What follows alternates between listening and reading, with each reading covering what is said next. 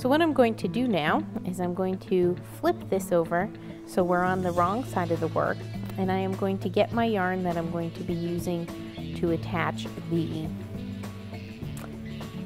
pieces together. And what I like to do is I like to fold these so that I have my locking stitch markers, and then I have a nice clean area where I can work the slip stitches together. I'm going to take my yarn and I'm going to take my hook and I'm going to go through one stitch from one side and one stitch from the other side. I'm going to fold my yarn in half and pull a loop all the way through. Now this is different people's philosophies, but personally I like to hold the two ends together and then just chain one with the two ends together. I feel like it makes things a lot more secure. I'm going to tug on everything to tighten it up, and then I'm going to drop my tail, and we're going to leave that to weave in later. I'm going to set my hand up, and now I'm going to be slip stitching the different the edges of the two circles together. So I'm going to go in, yarn over, pull through, and pull through everything. And I'm going to tighten up there. I'm going to go into the next set of stitches. I'm going to yarn over and pull through everything, just like you do with the slip stitch. The only thing to be aware of when you're using the Frenzy yarn is that because it is a single ply, it occasionally has a habit of splitting.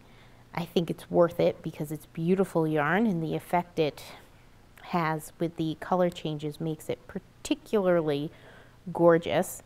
But you do want to be careful as you're working these slip stitches that you're not splitting the yarn. So I am continuing to work my slip stitches along where I've got the circles pinned together. And I'm going to keep doing that. I've split a stitch here. I'm just going to actually back my hook out and undo that last one and redo that.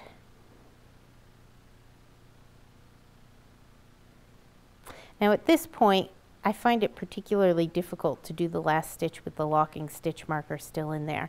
So what I'm going to do, this is one of my favorite tricks, is I'm going to take my loop and I'm going to take another locking stitch marker and secure it there so it can't become unwound.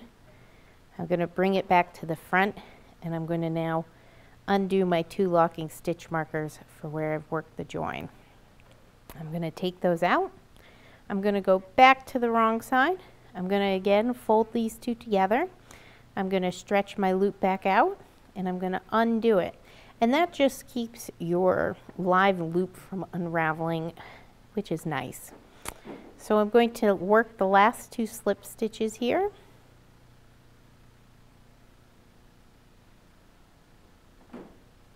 And now I'm going to finish this off. I'm going to cut my yarn. Again, leaving a nice long tail so you have stuff to weave in. And I'm going to pull that through.